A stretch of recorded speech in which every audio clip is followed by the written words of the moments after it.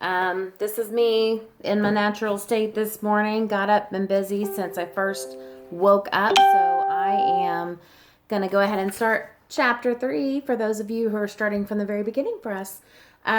This is Parker Elias is the title of chapter 3, and for those of you who are just kind of getting into this book with us, remember Gordon Corman in the book The Unteachables actually does each chapter from a perspective of a different character. So this is Parker Elias, otherwise known as Parker McFarmer. Here we go. I love the sound the pickup truck makes when the motor roars to life. It's even cooler now that my little muffler problem, but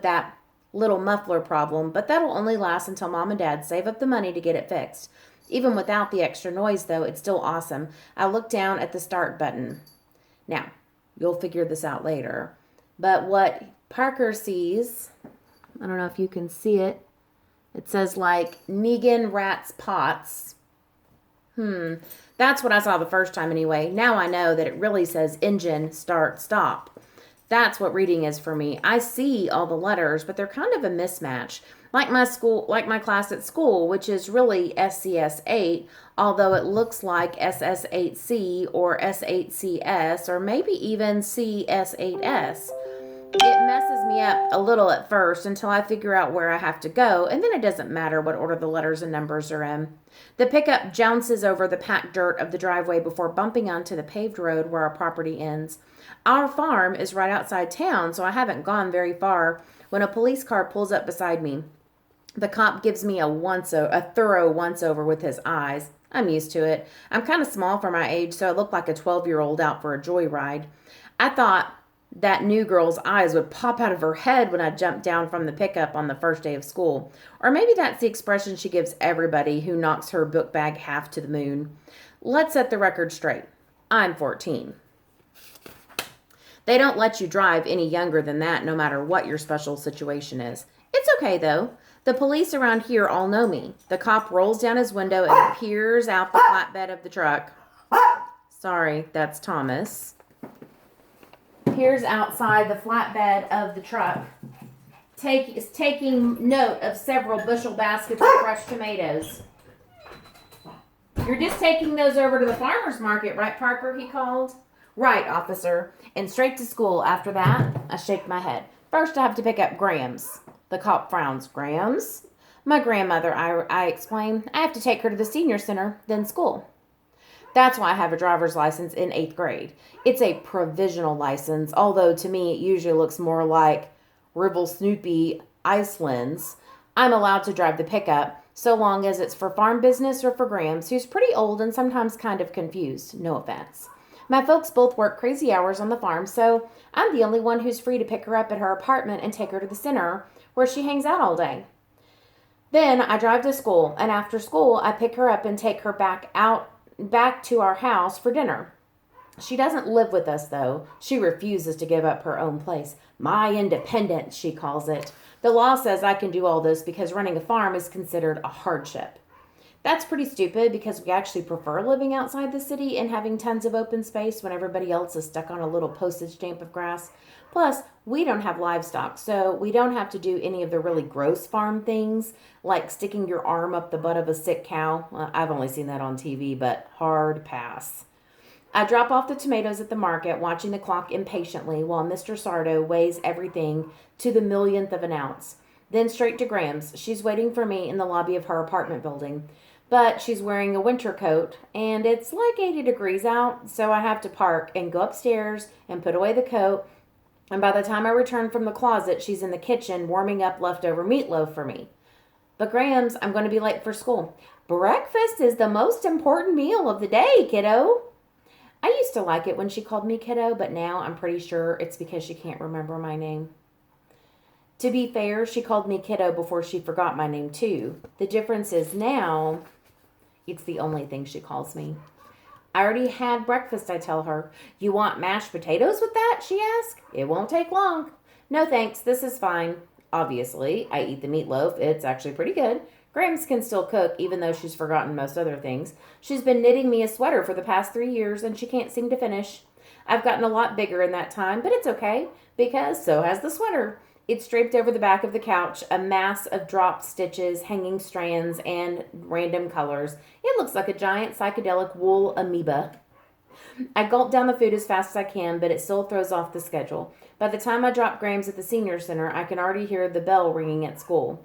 With my grandmother, there's always something to slow you down. If it isn't meatloaf, then she's buttoned her blouse wrong, or she's wearing slippers instead of shoes, or she's waiting for Grandpa to come home, even though he died a long time ago. I'm used to being late. Grams is worth it. But it's my fourth time already, and it's only the first week of school. I barrel around the streets, busting the speed limit by a lot and blowing at least one stop sign. I screech into the school parking lot, leaving a small mark on the side of Mr. Sarkazian's BMW. Not good. Carefully, I back out and find another spot, this one on the opposite side of the lot. I pull my trusty can of Scratch Guard out of my glove compartment and rub the evidence off my front bumper. Then I work on the Beamer a little. Not perfect, but it should keep Mr. S from noticing the damage long enough for him to have absolutely no idea where it might have come from.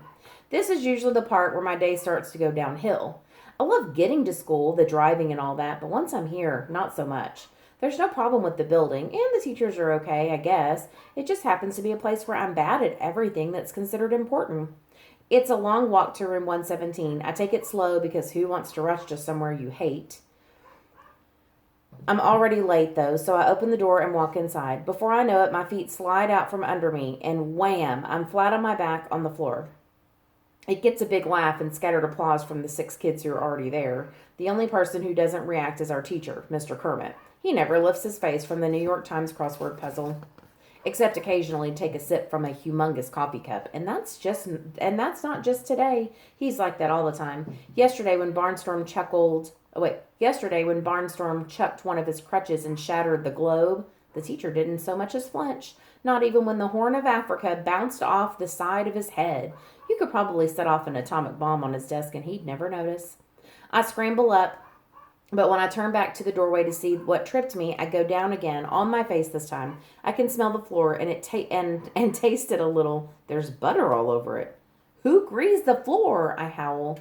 The kids laugh louder, enough to penetrate the cone of silence and capture Mr. Kermit's attention. He glances up, sees me flopping like a fish out of water, and quickly goes back to his puzzle. If he's not the worst teacher in the world, he's definitely bottom 5. Most embarrassing of all, Kiana has to rescue me. She's the girl whose backpack I hit with the truck. She hauls me far enough from the buttered area that I can stand upright again. My shoes are still a little slippery, but at least I can walk to my desk. Kiana turns to the rest of the class. Who did that? Raheem, who's fast asleep, lifts his head off the desk and looks around like a deer in the headlights. Did what? Let it go, I murmur, red-faced. Why should you, she demands. Somebody buttered the doorway. Mr. Kermit's not going to stand for that.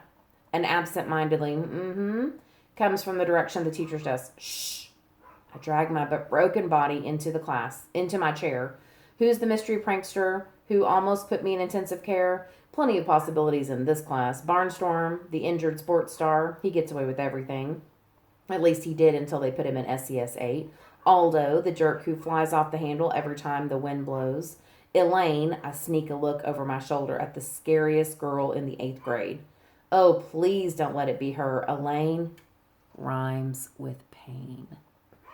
Remember that. I'll probably never find out who buttered the floor. If it was Elaine, I don't want to. When I glance up, Mr. Kermit is standing in front of me. At first, I'm flattered that he's come over to make sure I don't have a concussion. But no. He places a worksheet on my desk and wordlessly returns to his crossword puzzle. That's what we do in special, self-contained 8th grade class. At the beginning of each period, Mr. Kermit hands us each a worksheet. No one does them. At least that's how it was in the beginning. There were a lot of paper airplanes sailing around the room for the first few days. I figured Mr. Kermit would get mad, but he never made a peep about them. So the airplane stopped. What was the point of making them if you couldn't get a rise out of the teacher? Eventually, it got so boring that the only possible thing to do was the worksheet.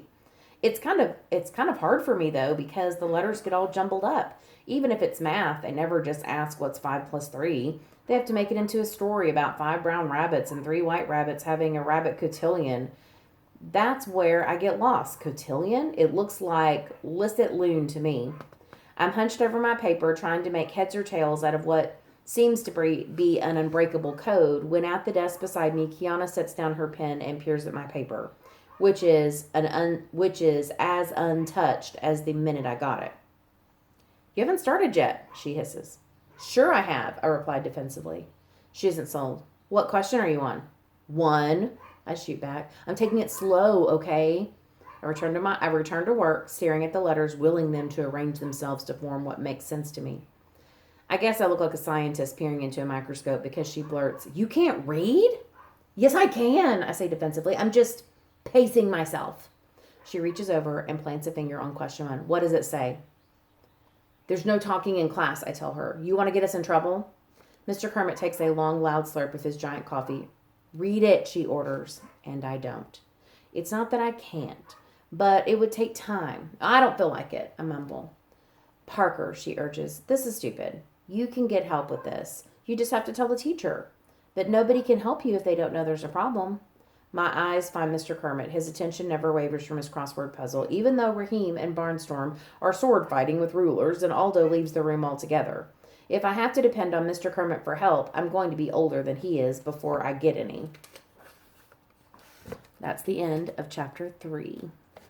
So now you have a glimpse, just a tiny look into Parker's world. And I think this is why Gordon Corman is a brilliant author.